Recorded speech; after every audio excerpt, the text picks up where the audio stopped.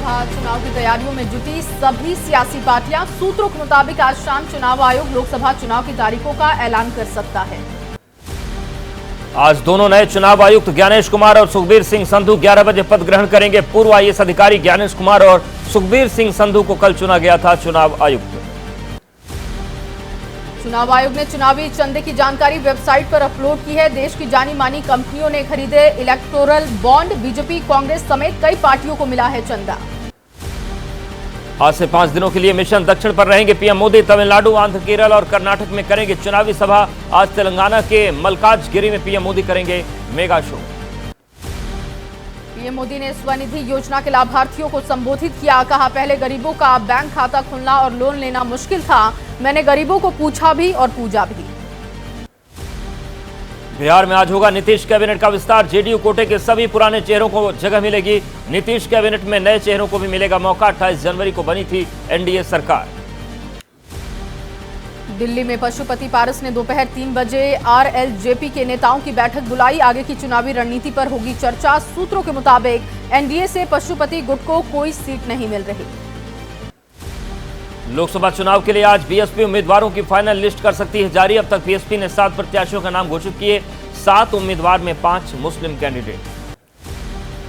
आम आदमी पार्टी संयोजक अरविंद केजरीवाल आज गुजरात के वडोदरा से चुनाव प्रचार की करेंगे शुरुआत। लॉन्च करेंगे इलेक्शन कैंपेन। पंजाब के सीएम भगवंत मान मौजूद रहेंगे। महाराष्ट्र में राहुल की यात्रा के बाद क्या बदल गए कांग्रेस के हालात, देखिए 9 सेकंड न्यूज में। महाराष्ट्र में राहुल गांधी की भारत जोड़ो न्याय यात्रा जारी है। पालघर और भिवंडी में जनसभा को संबोधित करेंगे राहुल गांधी। सुबह पालघर में और शाम 5 बजे भिवंडी में होगी जनसभा। राहुल गांधी ने सोशल मीडिया के जरिए किसानों के लिए 5 गारंटी का किया ऐलान। एमएसपी को कानूनी दर्जा देने की गारंटी, कृषि ऋण माफी आयोग और फसल बीमा का भुगतान 30 दिन में करने की गारंटी। महाराष्ट्र में राहुल गांधी की भारत जोड़ो न्याय यात्रा पहुंची नासिक। नासिक में राहुल गांधी ने त्र्यंबकेश्वर ज्योतिर्लिंग मंदिर में पूजा अर्चना की। महाराष्ट्र के उत्तर मुंबई में लोकल ट्रेन से पहुंचे पीयूष गोयल। पीयूष गोयल का कार्यकर्ताओं ने गर्मजोशी से स्टेशन पर स्वागत किया। कहा, जनता का आशीर्वाद लेने और जनता की सेवा करने आया हूं। मुंबई में पीयूष गोयल ने सिद्धि विनायक मंदिर में दर्शन पूजन किया। चुनाव में जीत के लिए लिया सिद्धि विनायक का आशीर्वाद। मुंबई की सभी लोकसभा सीटों पर बड़ी जीत का दावा भी किया। बीआरएस ने 2 और लोकसभा सीटों के लिए उम्मीदवारों की घोषणा की। पूर्व विधायक अतराम सक्कू को आदिलाबाद और रागिदी लक्ष्मा रेड्डी को मलकाजगिरी से अपना उम्मीदवार घोषित किया। बंगाल में कांग्रेस को लेफ्ट से भी झटका। सीट शेयरिंग पर नहीं बनी है बात। लेफ्ट ने पश्चिम बंगाल के लिए अपने 16 उम्मीदवारों के नामों का ऐलान किया। टीएमसी के बाद अब लेफ्ट फ्रंट भी अकेले लड़ेगा चुनाव। महाराष्ट्र में अजित गुट को छोड़कर एनसीपी शरद पवार गुट में शामिल हुए विधायक नीलेश लंके, वसंत मोरे भी एनसीपी शरद गुट में शामिल। महाराष्ट्र के पुणे से बड़े नामों में आते हैं दोनों नेता। 16 मार्च को होगी यूपी बीजेपी कोर ग्रुप की बैठक। लोकसभा चुनाव के लिए उम्मीदवारों के नाम पर मंथन होगा। बैठक में अमित शाह, नड्डा, सीएम योगी रहेंगे शामिल। यूपी के बाद अब देख लेते हैं बिहार में बीजेपी की सहयोगी जेडीयू की चुनाव जीतने की क्या रणनीति है, सिर्फ 9 सेकंड में। पटना में लोकसभा चुनावों को लेकर जेडीयू ने शुरू किया चुनावी कैंपेन। मेरा नेता मेरा अभिमान बढ़ा है, बढ़ेगा बिहार नाम से जेडीयू का कैंपेन। कैंपेन के जरिए बिहार में अब तक हुए बदलावों को जनता तक पहुंचाएगी जेडीयू। महाराष्ट्र के नासिक में राहुल गांधी ने बीजेपी पर बोला हमला। कहा, बीजेपी के लोग नफरत फैलाते हैं। किसानों और बेरोजगारों के साथ अन्याय हुआ। हमने नफरत के बाजार में मोहब्बत की दुकान खोली। आंध्र प्रदेश के पीठापुरम से विधानसभा चुनाव लड़ेंगे जनसेना अध्यक्ष और अभिनेता पवन कल्याण। उनके खिलाफ फिल्म निर्माता और निर्देशक राम गोपाल वर्मा लड़ेंगे चुनाव। लोकसभा चुनाव को लेकर चुनाव आयोग का श्रीनगर में जागरूकता अभियान। कार्यक्रम स्वीप के तहत छात्रों और फर्स्ट वोटर्स को किया गया जागरूक। बर्फीले मौसम में छात्रों ने कार्यक्रम में हिस्सा लिया। जीतन राम मांझी के बेटे संतोष सुमन से डिप्टी सीएम सम्राट चौधरी ने मुलाकात की। मुलाकात के बाद बोले सम्राट, बिहार की सभी 40 सीटें जीतनी है और उसी की रूपरेखा तैयार की जा रही है। पंजाब के पटियाला से सांसद परनीत कौर बीजेपी में शामिल। पंजाब बीजेपी अध्यक्ष सुनील जाखड़ ने ज्वाइन कराई पार्टी। परनीत कौर का बयान, जो दुनिया में देश का नाम कर रहे हैं उनका साथ देने की जरूरत। परनीत कौर ने बीजेपी में शामिल होने के बाद बीजेपी अध्यक्ष जेपी नड्डा से भी मुलाकात की। पंजाब के पूर्व सीएम अमरिंदर सिंह की पत्नी है परनीत कौर। कर्नाटक में बीजेपी ने मैसूर में शाही परिवार के राजा को चुनावी मैदान में उतारा। मौजूदा सांसद प्रताप सिम्हा की जगह यदुवीर कृष्णदत्त चमराजा वाडियार को बनाया उम्मीदवार। लोकसभा चुनाव को लेकर प्रयागराज में साधु संतों की चौपाल लगी। साधु संतों का बीजेपी की तरफ रुख है। कहा, जो राम को लाए हैं फिर उनको लाएंगे। अयोध्या के बाद काशी मथुरा की भी बारी है। यूपी के मुरादाबाद में बोली पूर्व सांसद और फिल्म अभिनेत्री जयाप्रदा। जयाप्रदा ने चुनाव लड़ने की जताई इच्छा। कहा, पार्टी टिकट देगी तो कहीं से भी चुनाव लड़ने को तैयार। एसपी की टिकट पर लोकसभा चुनाव लड़ रहे शिवपाल सिंह यादव का बयान। कहा, बीजेपी को चुनाव के लिए नहीं मिल रहे उम्मीदवार। यूपी में इंडिया गठबंधन सभी सीटों पर जीतेगी चुनाव। राजस्थान के जालौर में कांग्रेस उम्मीदवार वैभव गहलोत का विरोध। कांग्रेस के जिला उपाध्यक्ष ने बाहरी उम्मीदवार थोपने का लगाया आरोप। लोकसभा चुनाव में टिकट न मिलने से नाराज हैं लाल सिंह। और एक देश एक चुनाव अगर लागू हो गया तो क्या होगा, देख लेते हैं इसी से जुड़ी खबरें 9 सेकंड न्यूज में।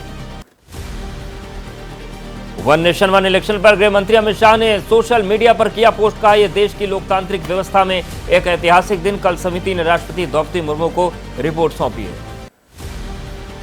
वन नेशन वन इलेक्शन पर एमपी के सीएम मोहन यादव का बयान। कहा, एक साथ चुनाव होने से विकास को मिलेगी गति। एक चुनाव अच्छी पॉलिसी, एक देश एक चुनाव होना चाहिए।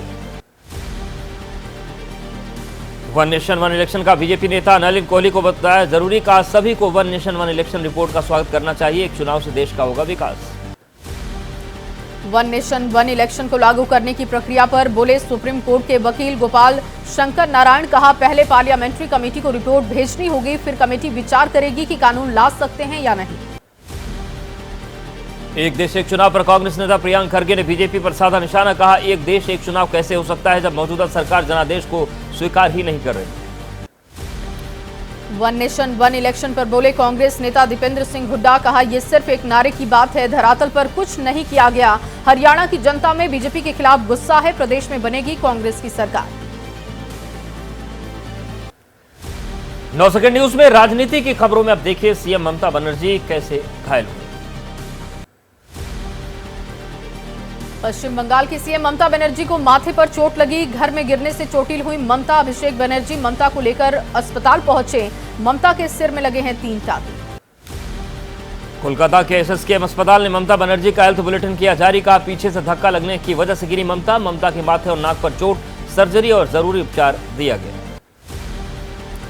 ममता बनर्जी को मिली अस्पताल से छुट्टी। एसएसकेएम अस्पताल के डायरेक्टर का बयान। घर पर विशेष डॉक्टर्स की टीम देखरेख करेगी।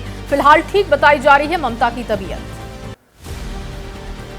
ममता बनर्जी को चोट लगने के बाद टीएमसी ने एक्स पर किया पोस्ट। कहा, हमारी अध्यक्ष ममता बनर्जी को गंभीर चोट लगी है, उनके जल्द ठीक होने के लिए सभी प्रार्थना करें। ममता के चोटिल होने पर प्रधानमंत्री नरेंद्र मोदी सहित देश के कई प्रमुख लोगों ने जताया दुख। पीएम मोदी ने एक्स पर लिखा, मैं ममता दीदी के जल्द स्वस्थ होने की कामना करता हूं। अरविंद केजरीवाल ने भी ममता के जल्द स्वस्थ होने की कामना की। एक्स पर पोस्ट कर लिखा, खबर सुनकर हैरान हूं, ममता दीदी के जल्द स्वस्थ होने की कामना करता हूं।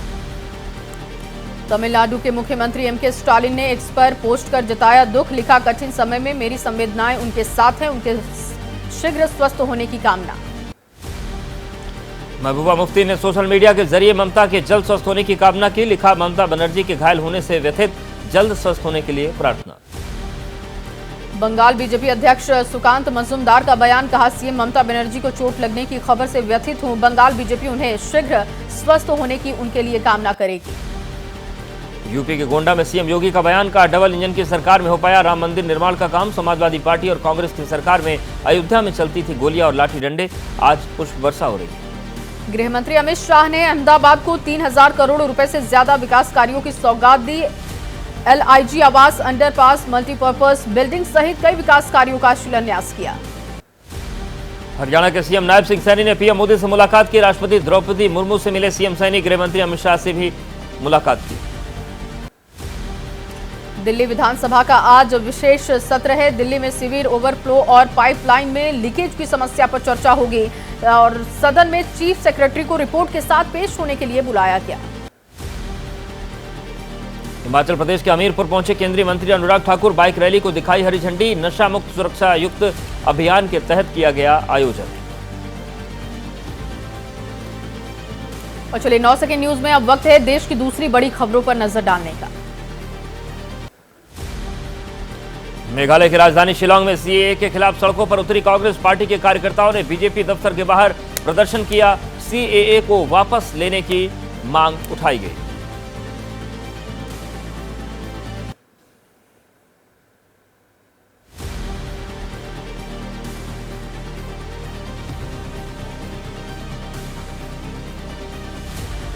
सीएए के खिलाफ मुंबई में एसडीपीआई का विरोध प्रदर्शन। सरकार के फैसले के खिलाफ सड़क पर उतरे कार्यकर्ता। केंद्र सरकार पर लगाया राजनीति करने का आरोप।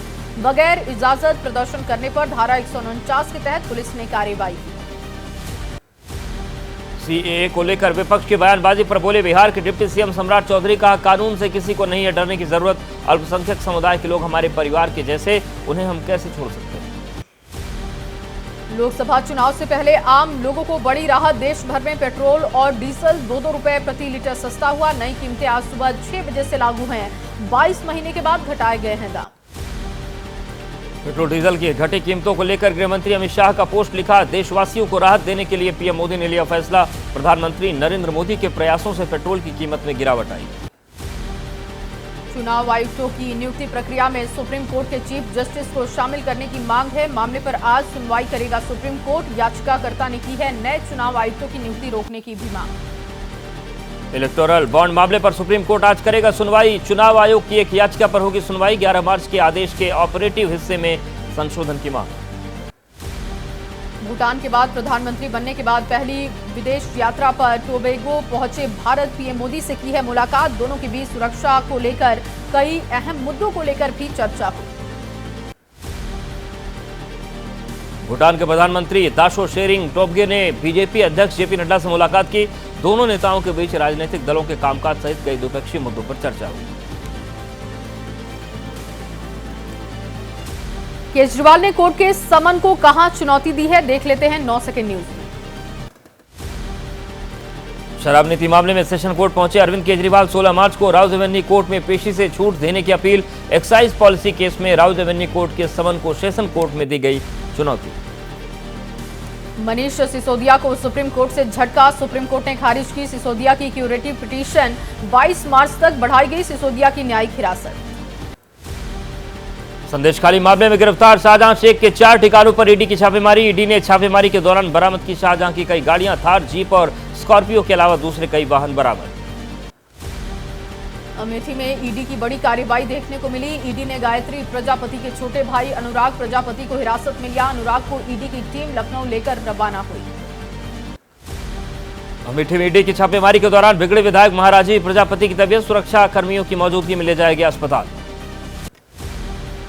हमीरपुर अवैध खनन मामले में आरोपी है गायत्री प्रजापति। सीबीआई कर रही अवैध खनन घोटाले की जांच। अब गायत्री प्रजापति के ठिकानों पर ईडी के छापे से हड़कंप मचा। झारखंड में सुरक्षा बल को मिली बड़ी कामयाबी। चाईबासा में 4 आईईडी बरामद। सुरक्षा बल के जवानों को नुकसान पहुंचाने के लिए नक्सलियों ने बिछाया था बारूद। एमपी में पीएम श्री धार्मिक पर्यटन हेली सेवा शुरू। एयरप्लेन से प्रमुख धार्मिक स्थलों पर जा सकेंगे श्रद्धालु। पर्यटन को बढ़ावा देने के लिए एयर टैक्सी सर्विस का शुभारंभ हुआ। अब अलग अलग राज्यों से जुड़ी खबरों की बात करेंगे 9 सेकंड न्यूज में। शुरुआत करते हैं आर्थिक राजधानी मुंबई से। श्रीनगर में आग की विनाश लीला। फर्नीचर बनाने वाली फैक्ट्री में लगी भीषण आग। लाखों का सामान जलकर राख हुआ। कड़ी मेहनत के बाद फायर ब्रिगेड ने आग पर काबू पाया। मुंबई के गोरेगांव इलाके में फर्नीचर गोदाम में लगी आग। आग की सूचना पर मौके पर पहुंची फायर ब्रिगेड की 4 गाड़ियां। काफी मशक्कत के बाद आग पर काबू पाया गया। गोदाम में रखा सामान जलकर राख। महाराष्ट्र के धुले में पुलिस ट्रेनिंग सेंटर में फूड पॉइजनिंग। ट्रेनी पुलिस कर्मियों को पेट दर्द और उल्टी की शिकायत हुई। 100 से ज्यादा पुलिस कर्मियों की तबीयत बिगड़ी। मध्य प्रदेश के मुरैना में पानी की किल्लत। गर्मी बढ़ते ही ग्रामीण इलाकों में शुरू हुई पानी की परेशानी। लोगों को कई किलोमीटर दूर जाकर लाना पड़ रहा है पानी। मुरैना के सबलगढ़ इलाके में पानी का संकट। पानी के संकट से जूझ रहे सिंगारदे गांव के ग्रामीण। गांव के ज्यादातर हैंडपंप खराब हो चुके हैं। खेतों पर बने कुओं से पानी का इंतजाम कर रहे ग्रामीण।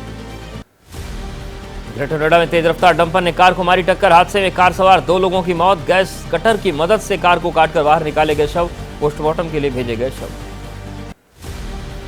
यूपी के सिद्धार्थनगर में मनरेगा के काम में गड़बड़ी। निर्माण काम में बजट से अधिक राशि का भुगतान किया गया। डीएम ने 4 रिटायर्ड इंजीनियर से 5,75,000 रुपए की रिकवरी का आदेश दिया। उत्तराखंड में रानीखेत में तेंदुए का आतंक। दिगोटी गांव में एक साथ नजर आए 3 तेंदुए। सीसीटीवी कैमरे में कैद हुई तेंदुए की चहलकदमी। मथुरा में नजर आ रही होली की रौनक। रमण रेती स्थित गुरु शरणानंद के आश्रम में खेली गई फूलों की होली। राधा कृष्ण बने कलाकारों के ऊपर की गई फूलों की बारिश। योग नगरी ऋषिकेश में भी अभी से नजर आ रही होली की रौनक। परमार्थ निकेतन में होली का कार्यक्रम। योग साधकों ने साधु संतों के साथ जमकर खेली फूलों की होली।